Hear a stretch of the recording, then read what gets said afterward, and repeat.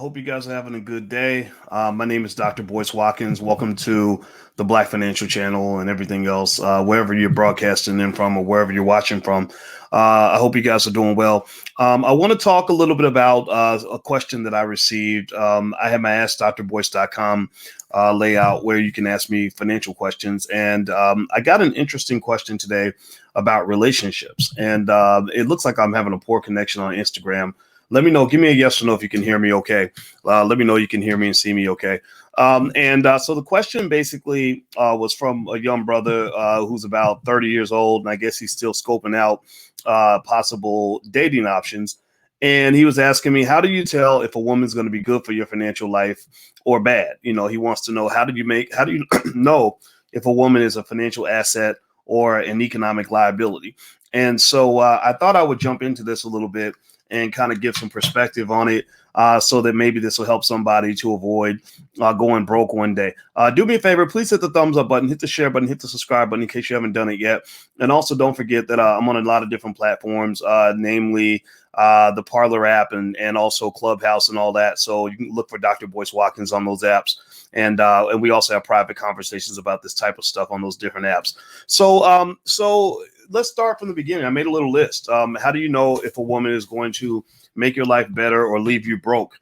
This is not a definitive list, but this is something that you can use as a guideline that might help you to choose the right woman because this is an important decision. Actually, I would say that the person you choose to spend your life with, or if you choose to get married or not get married, that's going to be one of the most important decisions that you've ever made in your life. A lot of people don't connect the two. They think relationships and money have nothing to do with each other. And that's not true. I'll tell you guys, if you run around making babies with, with different women, then you're going to end up broke. Like if you got babies, mamas and all that, I don't care if you're a professional athlete, a rapper or a movie star, you're going to end up broke. So family is wealth. Good family creates positive wealth. Bad family creates negative wealth. That's one of the main reasons why Black wealth is dropping. It's dropping for at least a couple of reasons. One, your student loan debt is too high. A lot of us think that going to college is going to automatically increase our wealth, so we borrow all this money that people can't pay back. Therefore, half of all Black college graduates default on their student loans, which ruins them wealth-wise. So you have a high income. Maybe you drive your little Lexus and look fly that day, but you're going broke because your net worth is negative, which means you lost the game. So the other thing is the other reason is bad family structure, the inability to create good, strong, sturdy, stable families, because that is directly linked to your economic situation. So let me go down this list of ways to know if that woman is going to be good for your financial life or bad for your financial life. I did a companion video about men. So ladies, if you think I'm just talking about women and beating up on women, that's just not true. I go both ways. Not both ways that way, but I go in both directions on this topic. And so you can also learn, I think, if you're a woman, that way, you know that if you're looking for a man that actually is smart enough to identify quality women, he'll identify you in that way too. So you shouldn't just think about what you want. You got to think about what he wants and vice versa. All right. So hit the thumbs up button, hit the share button, hit the subscribe button. Here are, I made a list of about 8 things. The list is non-exhaustive. There's some other stuff I'd probably end up putting on the list if I think about it. But these are the things that popped up today. One is, I think looking at her financial situation is very important. I think, there are people who will say that how much a woman makes is not important, especially if you're a man that has some money. I'm not a broke man. I have a little bit of money. And the woman's financial situation does make a difference. You at least want to have an awareness of what you're dealing with. And what I mean by that is not just so much how much money she makes, right? How much money a person makes is only a tiny part of their economic situation. That's where people get messed up financially, is they think that income is just the be all end all. No. How much money you make is part of it, but how much money you keep is a bigger part of it. Also, how much debt you have is a huge part of that. How many assets you have is a part of that. If you're driving a car, do you own that car or does the bank own that car? If you have a high income, are you saving 40% of the income, 20%, 0%, negative 20%? Those things matter. So I think knowing her financial situation, meaning like maybe student loan debt. If you are getting in a serious relationship with somebody and you don't know their credit score and their debt levels and things like that, That means you don't know them well enough to know what you're getting into. You might be jumping into a financial STD. A financial STD is when somebody brings a financial problem in your life and you can't get rid of it. So be careful about the financial STDs. The second thing you might want to look at is financial habits. A person's financial habits will determine how they're going to end up financially. I don't care where you started off. I don't care if you were born in the ghetto. I don't care if you were born in a mansion. If you have bad financial habits, then your habits will eventually take you right where you belong. So I would pay close attention to how that person views money, how they talk about money, how they spend money. Do they see money as an item that allows them to build more wealth, or do they see money as a chance to go have a good time? Does money burn a hole in their pocket? Are they spender, saver? Do they make financial plans? All these things will play a role in your financial outcomes. So you got to watch a person's behavior for a very long time before you can decide if you want to merge with that person. Don't forget that marriage and all that stuff, that's a legal contract. Like when you get together with somebody, it's not just romantic. It's not just, oh my God, I love you, I think you're so beautiful. No, it's a legal contract. Like the state is involved in your marriage. Like they're right there at the wedding taking notes, and you can't just bounce away from that situation just because you broke up. You're going to have some documents you have to sign, because marriage is about far more than just love and attraction and sex. The third thing might be, what are their economic prospects? Based on where a person is, are they in a growth state? Meaning, are they building a great business? Are they building wealth? Are they investing in the stock market? Are they trying to get in the real estate game? Are they in school? Or are they a person who's just gonna, stay right where they are? Or are they a person who's actually on the decline? Like, for example, I think for ladies, if you are 28 years old and you marry some guy who's in the NFL making $10 million a year because he's 29 years old, he's not going to be making $10 million a year forever. So you got to plan out ahead. When I wrote my book, Financial Lovemaking, I had a lot of women that reached out to me who told me that they had started dating like NBA players when they were making big money. And some of these guys, because they're so confident, they think they're going to play forever. Like they think they're going to play till they're 55 years old. So I don't know what they're thinking, but they're not thinking beyond the age of like 32, 33. So what happens is, you connect with that person at the peak of their earning years, and then their income starts to drop. And if they haven't aggressively made plans for the transition after sports is over, then that person goes broke. And next thing you know, you're stuck with the debts of a millionaire, but the income of, a police officer or something, right? Which isn't a good combination. Number 4, how does that person blend with your hustle? Are they a person who's going to embarrass you in front of your boss, or get you the raise and the promotion because she's so charming when people come to the house and you entertain?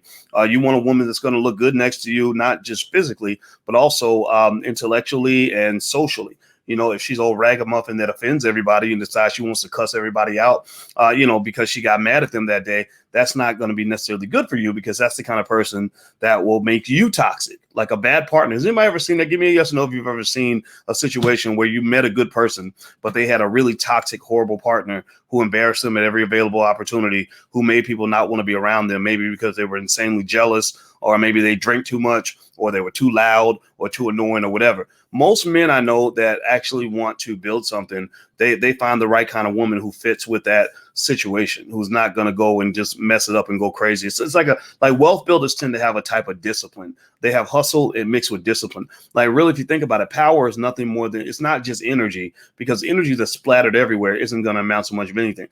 Power is like targeted energy. It's like, like a laser. Like if the energy of the laser is spread out, it's not going to have any effect. But if it's targeted energy and the laser is targeted, it'll cut through a rock, right? So targeted energy requires a degree of discipline. So most people I know that have a lot of money tend to have some discipline about what they do. And you can't just be out here just, thinking you keeping it real and acting a damn fool and embarrassing the family at every available opportunity. Don't bring somebody around you like that. Also, if you're like an entrepreneur and you marry somebody who is always dampening what you're trying to do, like always telling you, well, don't, you can't, you're investing too much. And, oh no, this is too risky. What that might mean is that maybe you're not matched in terms of risk tolerance. tolerance, meaning that, that the risk that you might take as an entrepreneur very naturally might make her nervous. So it's not necessarily her fault, but it means that you might want to make sure, like when I was really getting started as an entrepreneur, I was broke, man. I mean, I would get $10,000 and that money would be gone because I'd be investing it,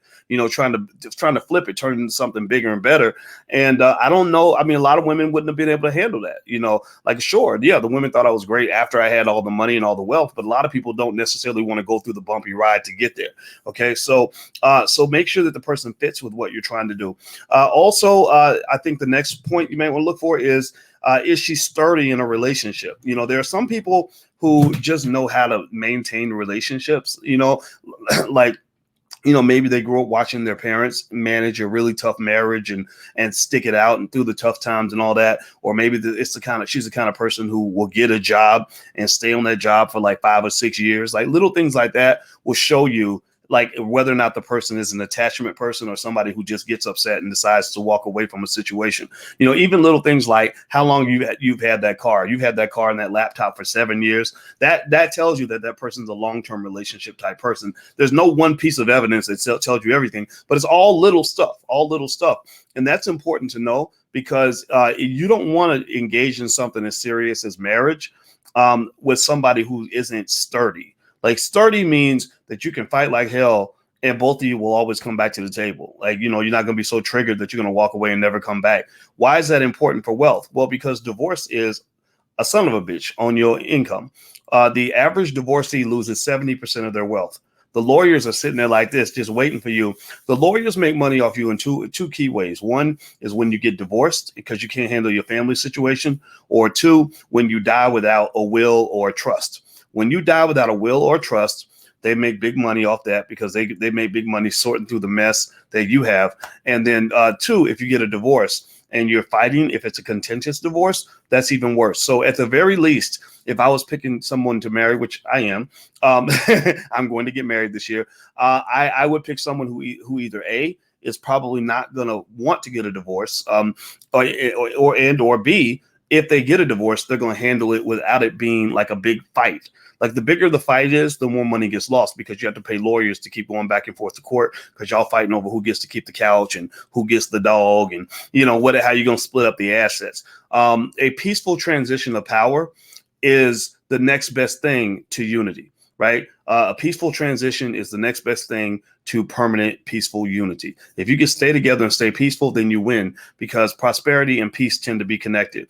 Communities with your marriage, your family is like a little community. It's an institution. Communities that have peace tend to have the ability to have prosperity because you can build together. And then if you're not going to build together, if you're going to part ways, you want to do business with, or which marriage is a business because it's a legal contract and it has financial implications. So you can think of it like a business. You want to do business with people that will part ways peacefully without it getting messy and sloppy and crazy and all that stuff. Do me a favor, hit the thumbs up button, hit the share button, hit the subscribe button. And also I should tell you guys that next week we're doing the Generational Wealth Conference. We're going to cover a lot of different things related to wealth strategies, from insurance to taxes to getting started in multifamily property ownership, stock market investing, even a little bit of hotel investing stuff is in there too, commercial property type stuff. So if you'd like to join us, you can go to generationalwealthconference.com. The URL's on the screen. That's generationalwealthconference.com. So hit the thumbs up button if you haven't done it yet. Let's keep going down this list. So 3 more ways to know if she is going to be either help you build wealth or destroy your wealth is you got to look at the relatives. When you marry a person, you're not just marrying them, you're marrying their family. So if you're doing well financially and you built some stuff, you own some assets, you're going to attract certain types of people when you have assets. So when you build assets up, you're going to attract people probably in many cases who don't have any assets or who want to access the assets you have, or they maybe have situations. They have people that in their family that can benefit from your assets. Now that's okay. Like if you're doing well financially and you don't care, like you can just, roll it out, then that's cool. But you got to be real careful about that, because if the person's bringing along a lot of financial baggage from relatives and family members who aren't doing so well, that can cause a problem. It can cause tension in the relationship. It can also cause you to go broke. Like you can end up losing money because you're trying to take care of everybody. The next thing I think about is, how a person deals with conflict. Some people are builders and menders. Some people are destroyers. So if you are with a person who is a builder and a mender of relationships, then that means when you have conflict, it'll be a good thing. If you're with a destroyer, that means your conflicts will simply escalate and get out of control and get crazy and stress you out, distract you, keep you from being able to get anything done, and ultimately ruin your life. Also, when it comes to wealth, is that person a wealth builder or a wealth destroyer? Wealth destroyers might be spenders. Somebody who where every time you bring money in the room, they just, that's their cue to take it out of the room. So it doesn't matter if you're saving if you have a big hole in your pocket. So your partner can be like having a big hole in your pocket where they're taking your credit card, maxing it out, and doing whatever with the money. The last little piece makes me think about this whole thing, like the Dr. Dre's going through and all the money, the millions he's going to have to give his wife. And I don't know their situation, but I think about this word vindictive.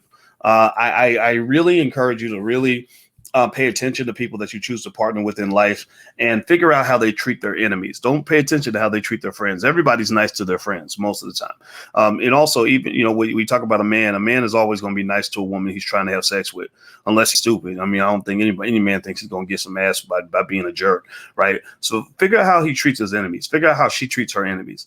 A lot of women can be very, very sweet. And every woman I've met, it seems, believes that deep down that she's like this gentle little sweet little flower that just needs to be loved out of her bitterness and nastiness or whatever.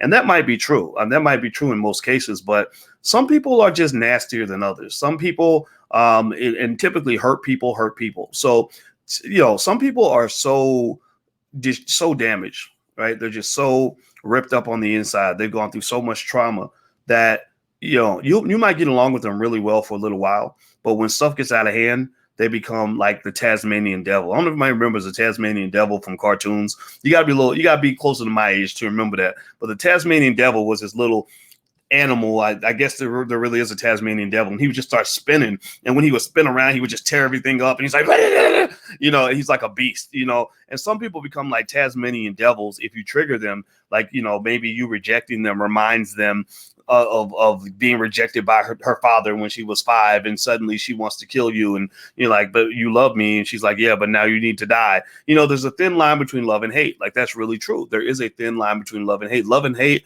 are typically the same emotions. A person that really loves you could be the person that also wants to kill you. So you got to kind of look at how people treat their enemies. Right.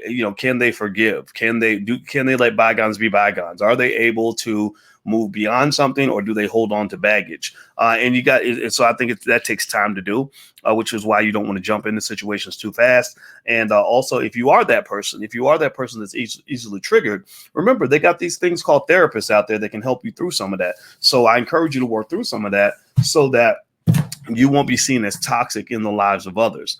Most abusers, I've noticed that most abusive people, abusive women or abusive men, most abusers, if you talk to them and ask them, why did you do that? Why are you so abusive? They don't even see themselves as abusers. They don't see themselves as bullies. They believe they're defending themselves. They see themselves as the victims. I don't know if anybody else has ever noticed that, but when you talk to a really abusive person, even if it's a man who's punching women in the face or whatever, or a woman who's like cutting his tires and trying to stab the girl that was giving googly eyes at her man or whatever, most of these people will tell you, like, in their mind, they really feel like they're good people. They just, but that person just need to get stabbed that day, right? It was their fault. If they had not done this, if you had not made me feel like that, whatever. And I find that that's that sort of language you got to watch out for, because that's a person who does things but doesn't take accountability for their actions. Like they will have an emotion and will say, you gave me that emotion. You made me do this. And I remember one time I saw this video of this lady who found, I guess she caught her boyfriend cheating or something, and she ran him over with a car. And so she hits the dude, and he's laid out in the street. And Facebook, it was on Facebook video, and somebody recorded this man laying out in the street, and he's like dying. He's like almost unconscious. And because she's so mad, she like picks up while he's laying on the ground unconscious, she picks up the fender of the car, and she slams it on top of his head. And I was looking at the comments in the chat, and I thought it was fascinating, because there were literally women in the chat saying, I wonder what he did to deserve that. Like, he'll never do that again. He'll never hurt somebody else's feelings again. And I said, whoa. So there are people that literally can see something like that happen and still think that it's the victim's fault. And I don't know about you guys, but I was raised in an environment where there's no excuse. There will be no excuse for me to ever run Alicia over with a car and then slam a hubcap, or whatever it was, of a fender onto her head as she laid there dying on the street. Like that at that point, whatever it was that made me the victim, I have given up all rights to the moral high ground. I am no longer the victim at that point. I have no moral high ground. I am now the predator at that point. I am not the victim anymore. Right. And I think that if you see someone, and so I think maybe, I found that you can learn a lot by just listening to people's conversations about their exes, and just listen to how they describe, their previous experiences. And if you hear sort of this theme of a lack of accountability, that's a big warning sign. You got to be real careful, because a vindictive person, one of the things they might do, out of vindictiveness, to say, okay, I'm gonna take him for all his money. Like, they find what you love. Like a terrorist finds what you love, and then they come kill what you love. Right? That's what they do in all the Batman movies, but that's also what happens in real life. So if she knows that you love your car, then she gonna go and, she might go and cut up your car and cut the tires. If she knows that you love your money, she'll be like, okay, I'm gonna take him for all his money. There's actually been songs about that. Remember that song? It was a good song. I can't even sing it. I gotta go find the lyrics. But you know what I'm talking about, where she was basically saying, like, ladies, if your man does this, this, and this, go take him for all his money, or whatever. Right. So there are people that celebrate vindictive behavior. And I can let you decide how you feel about that. But what I will say is that these are things you can actually identify in advance in a relationship. Like I think one thing I'll leave you with that I think will help you, I hope that this helps you, is maybe listen to them talk about a couple of situations where they got disappointed, where somebody just did them really wrong, or dumped them for no reason, or cheated on them, or whatever. Just let them talk about it, and then just listen to see how they responded to it, how they dealt with it. It's called hit them up. There you go. That's right. I don't hit them up style. That's it. Yeah. And if you pick up on vindictive behavior, I think this goes for male and female. I will be really careful about that, because if you hurt that person's feelings at some point, then they may be getting vindictive with you. And there are some people who write the end of the story before the story even begins, because in their mind, deep down, they feel like they're the victim all the time. Right. So be careful about that. Just kind of look out for that. This does translate into economic realities, because that means, so for example, if you marry someone, you start a business together. Well, you get a divorce, you get a nasty divorce, the business is destroyed. So there's wealth going out the window right there. Divorce courts are expensive. There's money going out the window right there. Somebody who decides they want to, I knew a guy who told me that his wife was so mad she was going to go to his job and get him fired from his job. Well, that will mess up your financial situation right there. So you want to look for women. I made this video for the guys, but the ladies, I think, can gain from this as well. You want to look for a woman who's just going to make you a higher quality asset in your life, and all the things that matter to you. That's, I think, the key. And you can identify her when you see her, but take the time to vet her out, because that's one of the most important investments you'll ever make. All right. So by the way, we have something called the Black Love Channel, theBlackLoveChannel.com. So if you're interested in this kind of stuff, I happen to be marrying a woman who happens to be a couples therapist. And I am learning so much about relationship therapy and couples therapy and all that. And I wrote my book, Financial Lovemaking, years ago. So I've always been intrigued by this, but she's actually introduced me to a lot of new ideas that I didn't know about. And she has a PhD in this stuff. Like, she's a full professor of social work, and she sees clients and couples all the time. So we decided we wanted to share some of that with you guys. So maybe you can hear some of our BS and kind of know. And I say our BS because we got challenges like every other couple. Every couple has issues that you got to work through. And what I will say is, it's not so much whether you have issues, it's how you handle them. And as I get older, the more I realize is that what I realize the most is that you probably shouldn't try to do it by yourself. Like, you probably shouldn't try to solve all your relationship problems without any help. There are tools out there, and I encourage you to not just get into a dilemma and say, how am I going to figure this out? Because the solution that comes to mind for you may not be the right solution.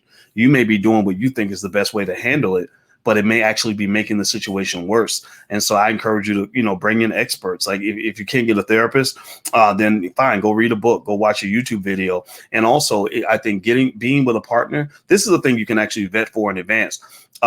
Picking a partner who knows how to process issues and mend relationships is really important. So if you get with somebody and they're a person who says, oh no, I would never do therapy, I would never go see a therapist, then that's not the person for you, because that means that if you have a problem, that person is not gonna work with you to solve that problem. That person is going to become a problem and not fix it. It's like somebody saying, well, if I get sick, I ain't never going to the doctor.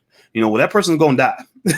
And you don't want your relationship to die because that person says, well, if our relationship gets sick, I'm not going to take the relationship to the doctor. We're going to just pray. We're going to pray to Jesus, and that Jesus is going to heal the relationship. No, sometimes the relationship needs a little bit more than Jesus. It needs a licensed clinician that can actually diagnose the issue and help you get better. So that's my 2 cents. I wish you the best. I hope this helps. TheBlackLoveChannel.com, the URL is right there on the screen. So feel free to subscribe there. We put a lot of cool stuff up there that I think can help you. Also, the Generational Wealth Conference is next week, and we're going to cover everything from tax strategies to insurance to real estate to stock investing, all kinds of stuff. Julian Gordon will be there. It's going to be really good. So it's going to GenerationalWealthConference.com. That's GenerationalWealthConference.com. So if you can hit the thumbs up button, share, subscribe before we go. I hope you will do that, and I will see you guys soon. Have a good night. Take care. Bye-bye.